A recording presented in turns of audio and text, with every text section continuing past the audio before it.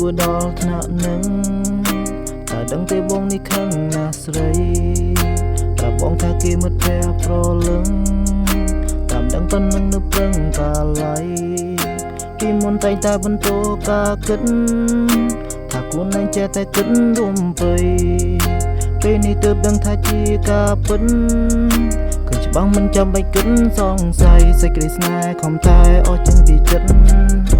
ឥឡូវត្រូវកំពិតដោយសារតែស្នាដៃស្រីខឹងណាស់ដែរប៉ុន្តែមិនអាចកម្រិត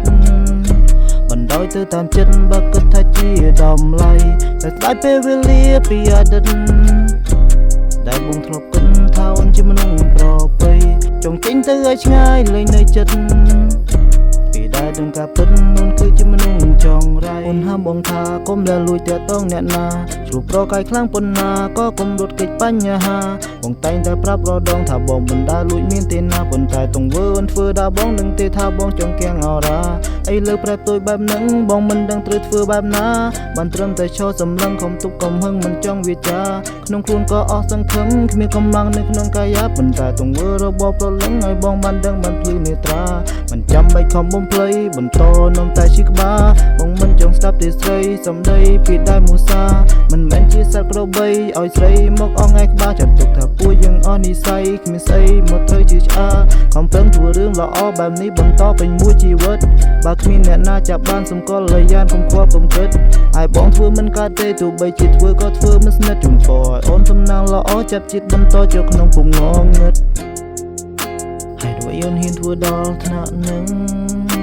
តើដឹងទេបងនេះខឹងណាស់ស្រីប្រាប់បងថាគេមិត្តភ័ក្តិប្រលឹងតាមដឹងប៉ុណ្ណឹងនៅប្រឹងកាល័យពីមុនតែងតែបន្តការគិតថាខ្លួនឯងចេះតែគិតរួមពេយពេលនេះទើបដឹងថាជាការពិតឃើញច្បាស់មិនចាំបាច់គិតសង្ស័យសេចក្តីស្នេហ៍ខំតែអស់ចេញពីចិត្តឥឡូវត្រូវកំពិតដោយសារតែស្នាដៃស្រីខឹងណាស់ដែរប៉ុន្តែមិនអាចកម្រិតបណ្ដោយទៅតាមចិត្តបើគិតថាជាតម្លៃតែស្ដាយពេលវេលាពីអតីតដែលបងធ្លាប់គិតថាអូនជាមនុស្សប្រពៃចង់ចេញទៅឲ្យឆ្ងាយលេងនៅចិត្តពីដែលដឹងការពិតអូនគឺជាមនុស្សចង់